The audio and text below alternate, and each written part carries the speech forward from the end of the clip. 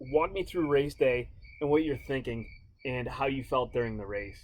Oh, before race, there was kind of I didn't expect it, but like I don't know, everything like kind of came like all the training. You're like kind of get nervous a little bit, and then you realize all the people that helped you get to that point. So before it, you're kind of like, yeah, you're kind of like, oh my god, this is like a big like emotional roller coaster right now. And then once you started, it was like game on. Um, the swim I felt pretty good. The bike, uh, the bike was pretty tough for me. That's a tough course. I don't have strong legs, but I will get there eventually. And then the run was way tougher than I thought it was gonna be. Like the heat set in, and then I had a little bit of a my food digesting had a little bit of problem on the bike. Probably a little experimented a little bit more with the food leading up to it, but Yeah, yeah, like that's they say, the fourth discipline they say is nutrition, and yeah, if you can absolutely. keep your body going in some capacity. And so as the day progressed, did it seem to get easier knowing you were getting closer to the finish line, or was it harder, or was it kind of a little bit of, a little bit of mentally Oh, it's easier and then it gets harder? Was it kind of like riding the roller coaster, or what was it's it like? it's definitely a roller coaster.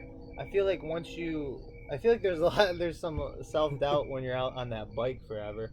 You get to mile 70, mile 75, and then you get to mile like 80, 88, and then you're like, yeah, I'm doing this.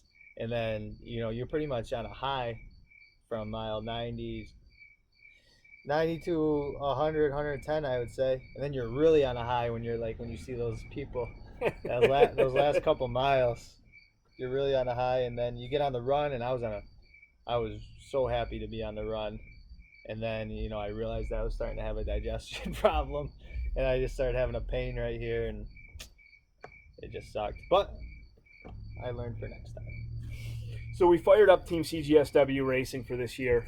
Um, we had a lot of people that were going to be doing Ironman Lake Placid, but we had some people that were, setting other goals, whether it was running a marathon or running a 5K. I mean, everybody had different goals, but the one main goal was giving back to the community by raising money for the Richard E. Winter Cancer Treatment Center so we could provide, you know, colorectal or breast cancer screenings for people that can't afford them. What did it mean to you to be able to be a part of that and to help get towards that goal of being able to provide and help for people? Yeah, I'm a big community guy. There's a lot of people that helped me when I was growing up with whether it be sports, educationally, with just becoming like who I am today. So I try to give back to whoever I can when I can. I think we're gonna move forward as a society when we look out for each other. So being a part of it, I think just that's part of being a good community member.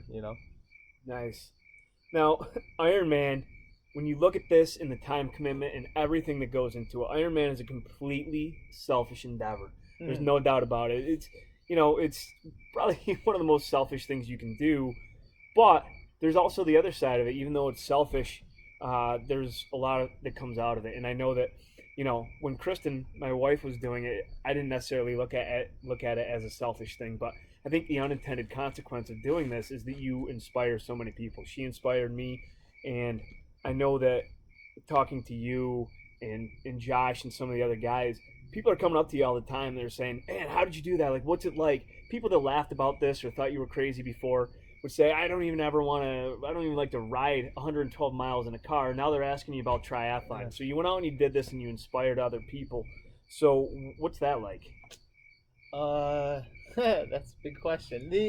I think I always kind of want to try to help somebody or inspire some people, and I used to do it in basketball wise. I'd always try to coach kids, show kids, things that I wish I would have known or somebody would have like pulled me aside and helped me. And then I kind of thought that I want to validate what I teach. You can always keep getting better, and that's kind of why I thought Ironman. That's a big time commitment. You're working hard, physically, mentally, spiritually, even, and I wanted to like almost show credibility to like what I say.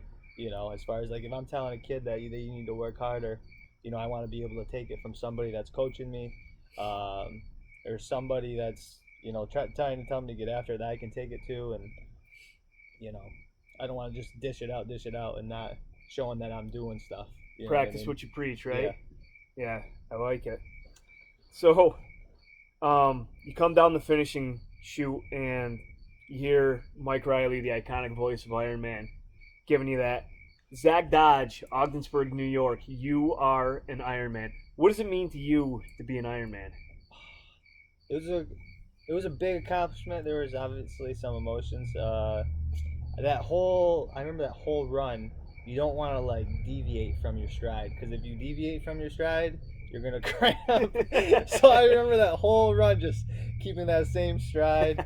And obviously when you're running down the strip and you hear the voice, and then you're just thinking about like the people that helped you get to where you are, and the time you sacrificed, and then you get have some nutrition, and then you watch. It's cool watching everybody else. Like we stayed till I think 11 o'clock, watching people finish, and there are some people. It's cool to watch people grit it out Yeah, at that hour. absolutely. It's and even when you're done and you're watching other people, you're still inspired. Even though you just did it, you're still inspired by everybody else that's still coming through. Oh yeah, You know, absolutely. it's nonstop. You see people out there that are plugging away, that are in obvious pain, or that have just put their heart and soul into training for this, and they're out there, they're just doing it. And I think that that's inspiring. Yeah, you see people walking, and they're walking in pain, but they're like, no way, they're quitting. They're at like a mile 138, and they're like, no way. So I know that you've inspired other people. It's one of the things that we've talked about. Just the people that are looking at getting into triathlon now. What advice would you give to these people that are just starting to get into it? It's baby steps. Like, you're just be prepared. You're not going to be good at it at first, and you take it day by day. Small goals every day, and then if you have your small goals every day, you'll eventually reach that big goal. But if you look at the big picture, if you look at that, Ironman you want to do next year, and you haven't even started triathlon training yet, if you look at that picture every day, or that goal, it'll be hard for you to focus on what you got to do at hand to get to that. So small goals every day. Yeah, I feel like you can't do this sport if you're not a type A personality, if you're not extremely driven. And one of the things that I find is that you've got a lot of people that were, good high school athletes or college athletes that are kind of, looking for something else, and they find triathlon and they get into it, and that becomes their competitive thing, not necessarily against other people, but against yourself.